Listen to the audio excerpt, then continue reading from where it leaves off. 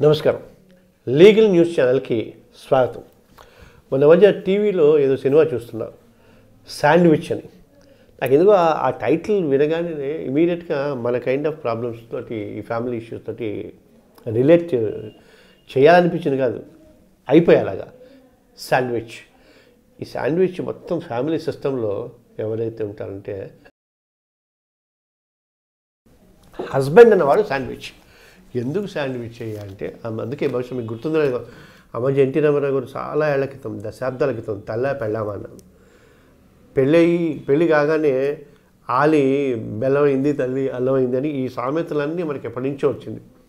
పాపం వాడు 25 ఏళ్ల పాటు అమ్మ దగ్గర ఉండి, అమ్మ ప్రేమను చూసి, అమ్మ ఆప్యాయతను చూసి పెరిగినవాడు. అమ్మ అంటే చాలా ఇష్టం ఉంటుంది, ప్రాణంగా ఉంటుంది. అలాగే పెళ్లి చేసారు, వాడు పెళ్లి చేసుకోవాలి. లవ్ మ్యారేజెస్ సంగతి వదిలేస్తే అందరూ కుటుంబాలన్నీ కలిసి వారికి పెళ్లి చేసిన తర్వాత, ఆ పెళ్ళం వచ్చిన తర్వాత వాడు పెళ్ళం కొంగట్టుకు తిరుగుతున్నాడు, జోరుకా గులాం అని ఈ పేర్లన్నీ ఉంటాయి.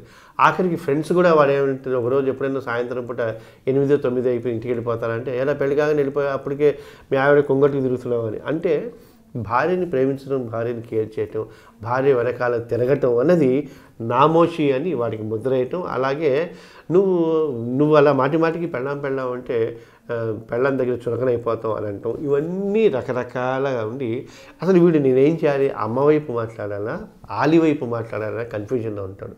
మరి వీడిని శాండ్విచ్ అనక ఏమంటాం? ఖచ్చితంగా వాడి శాండ్విచ్చే. వెల్, అందుకోసమే he has to have the tactics of managing mother and wife. అమ్మేదో చెప్పింది అనుకోండి భార్య మీద, మరి ఎలా రియాక్ట్ కావాలో చెప్పడానికి ఇంకో 10 ఎపిసోడ్లు చెప్తే కానీ కాదు. అందుచేత ఎలా రియాక్ట్ కావాలనేది వాడు ఆలోచించుకోవాలి. అంటే అమ్మని కష్టపెట్టకూడదు, ఏం చేయాలనేది ముందు ఎపిసోడ్లలో మనం మాట్లాడుకున్నాం. అలాగే భార్య వచ్చి, చూడండి అత్తయ్య గారు అన్నారు, మీ అమ్మాయి ఇలా అంది అని అంటే, ఓహో అలాగా అని ఏం చెప్పి ఆ పిల్లని ప్రసన్నం చేసుకోవాలన్న టాక్టిక్స్ మళ్ళీ హస్బెండ్కి తెలియాలి.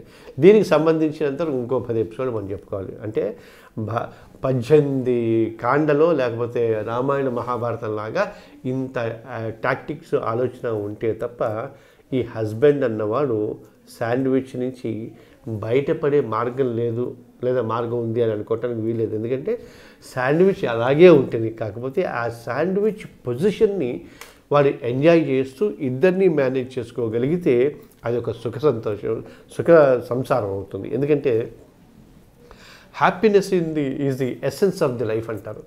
ఆనందం, సంతోషం అన్న పదాలు జీవితంలో మిస్ అయిపోతే అసలు జీవితానికి అర్థం ఉండదు. అందుచేత ఖచ్చితంగా వాడు ఆనందంగా ఉండాలి. 25 ఏళ్ళు చిన్నప్పటి నుంచి 25 ఏళ్ళు పెరిగిన అమ్మతోటి ఆనందంగా ఉండాలి. అలాగే మిగతా జీవితం అంతా 25 ఏళ్ళు ఇక్కడ పెరిగితే ఇంకో 75 ఏళ్ళు భార్యతో జీవితాన్ని గడపడానికి పెళ్లి చేసుకున్నప్పుడు ఆ భార్యతోటి కూడా ఆనందంగా ఉండటానికి సిద్ధపడాలి.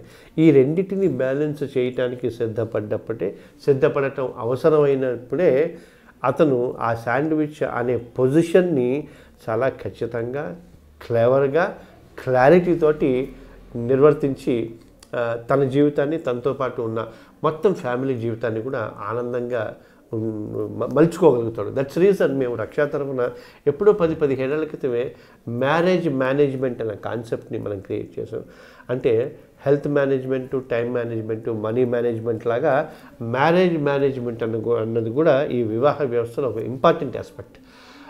విత్ రిగార్డ్ టు దిస్, అంటే ఈ మ్యారేజ్ మేనేజ్మెంట్కి సంబంధించినంతవరకు మనం ఇంతకుముందే లీగల్ న్యూస్ ఛానల్లో ఒక ఎపిసోడ్ చేసాం. You can go and watch that. Okay, so be happy, enjoy your life by managing your marriage, being sandwich, not being affected with that. Okay, all the best.